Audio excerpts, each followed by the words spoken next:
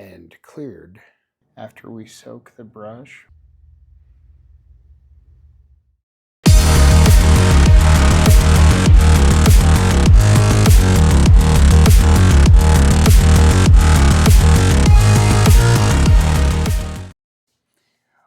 Welcome back, everybody. As you can see, we are inside the house now.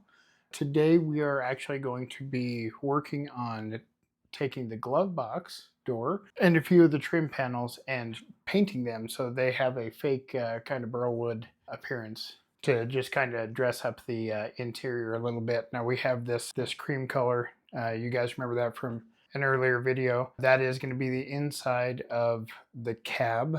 So I'm looking forward to that. But then I wanted to just spice it up a little bit. And so I have never done this kind of painting before, so this is new to me.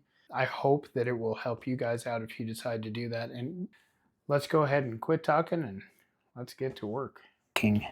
Paper behind what we're spraying so that it just, doesn't get everywhere. This is the paint we're using. It's a rustic orange. It is a satin gloss, which is fine. We're putting a clear over the top.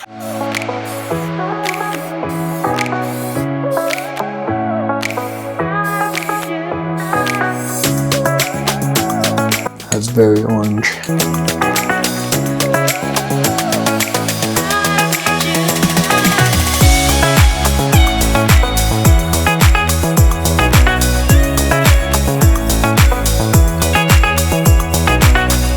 I don't know why I don't ever wear gloves when I paint. I really should. It make cleanup a lot easier.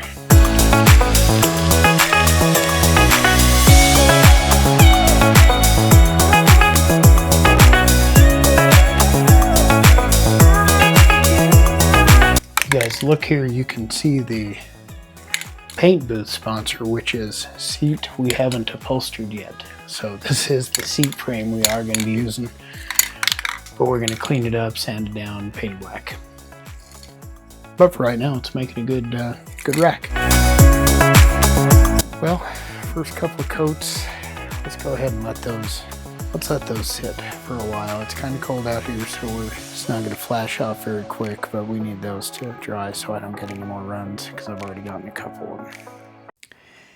All right, let's go ahead and go over some of the materials that we're going to need for this effect.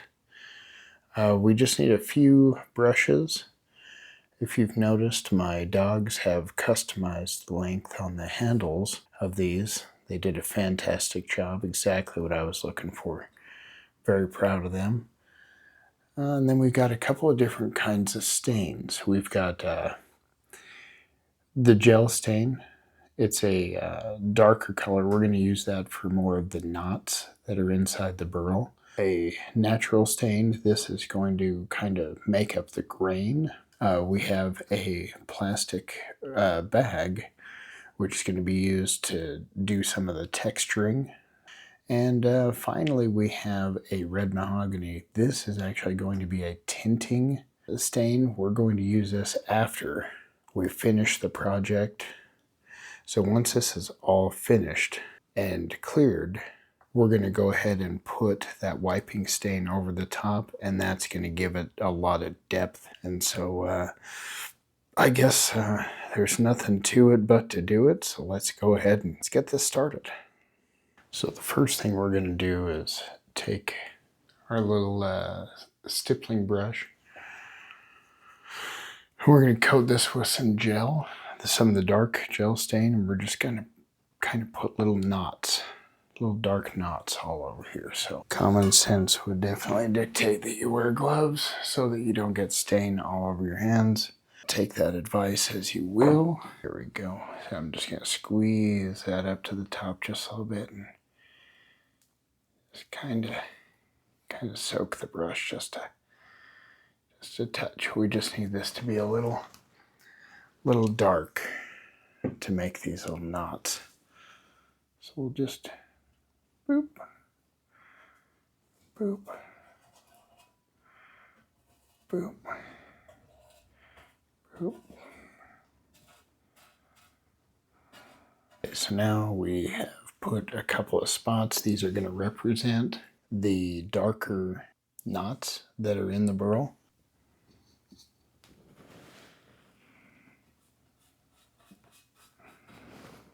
And that might be a little on the dark side, right?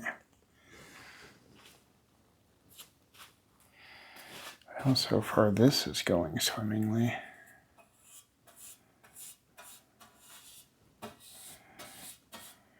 All right. Well, we're going to lather this around. If it doesn't turn out, the beauty is that we can just sand and start over if we need to. We don't need to yet. Let's all just calm down. But for now, I want another dark one there. There we go. Let's mix that in.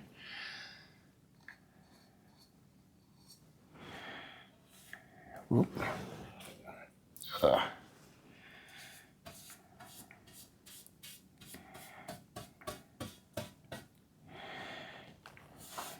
It really doesn't hurt to have a few different color types in here, as far as I'm concerned. It's just going to add to the depth, I think. But we don't want it to look obviously runny. So we need to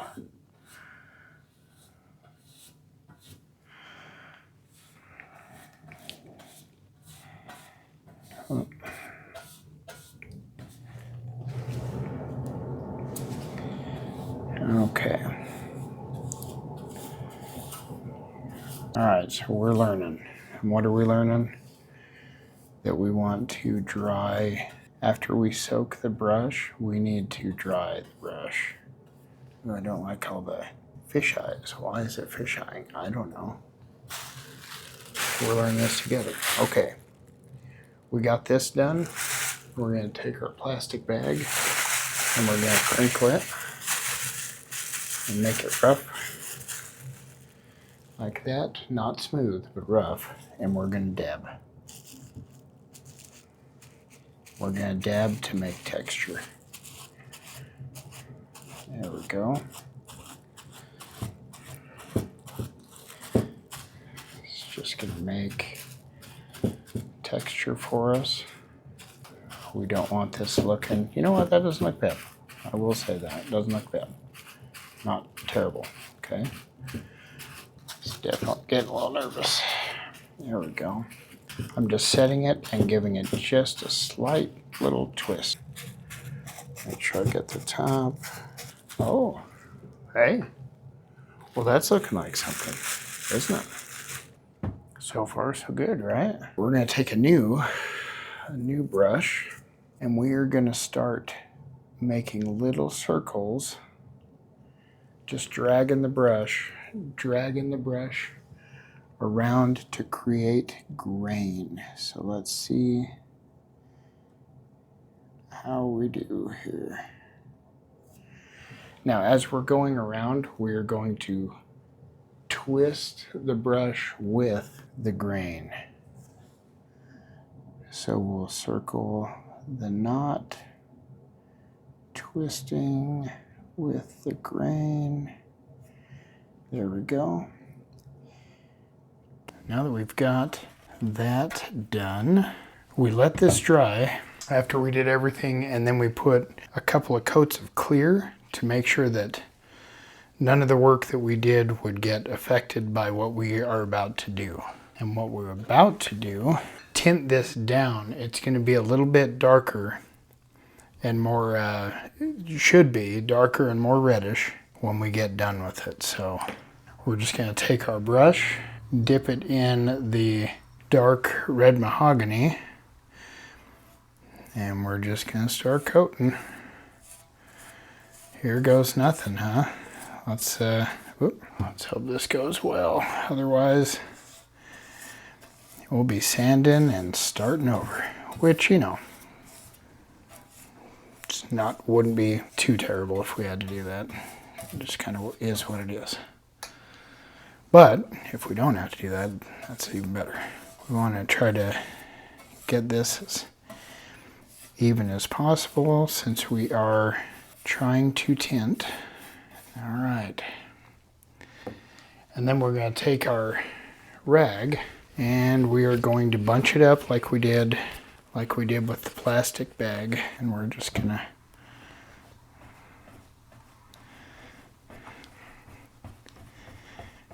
start dabbing it out.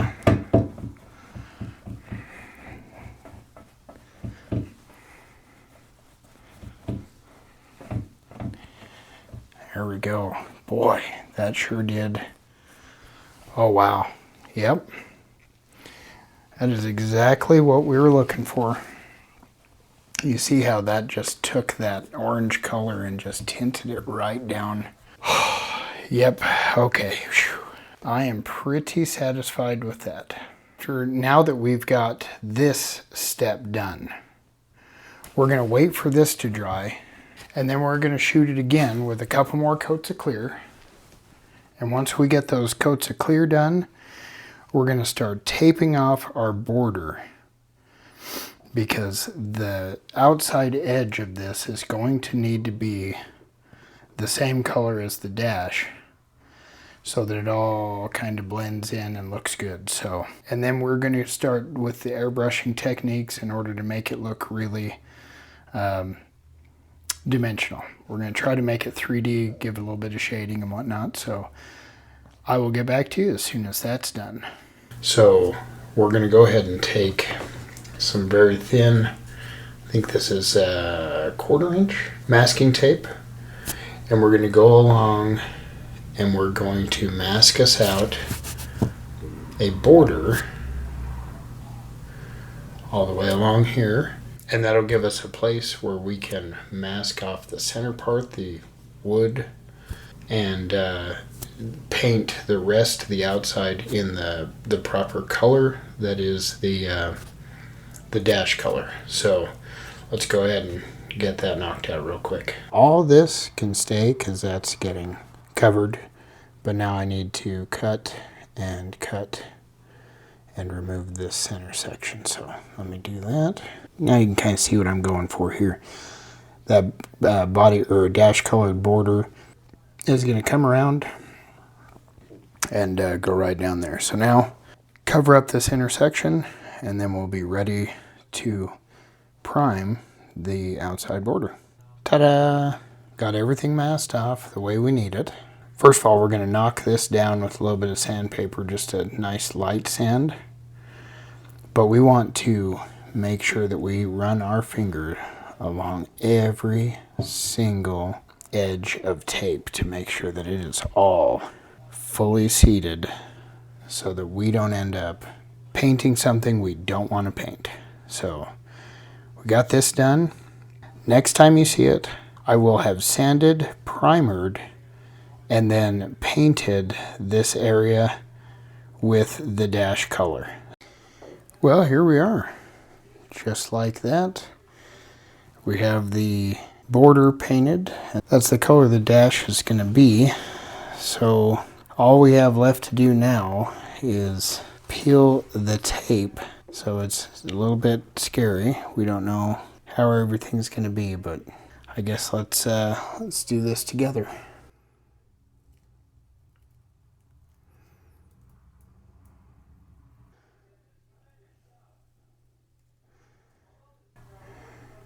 Sure would be nice if it was just good to go right off the bat.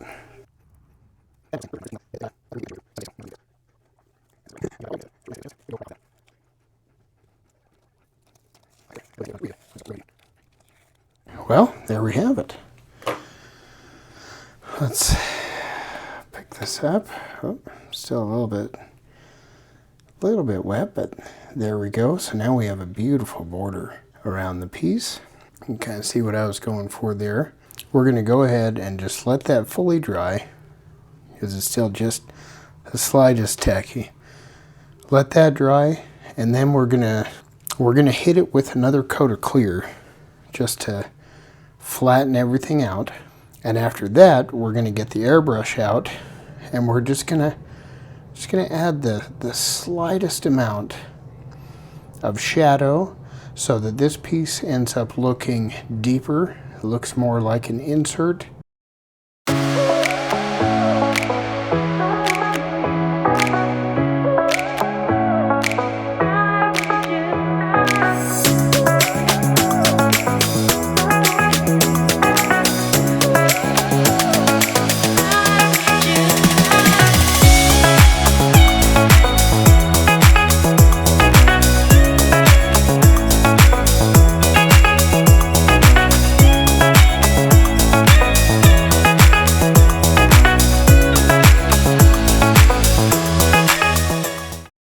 Hey guys, we're just getting ready to wrap this video up.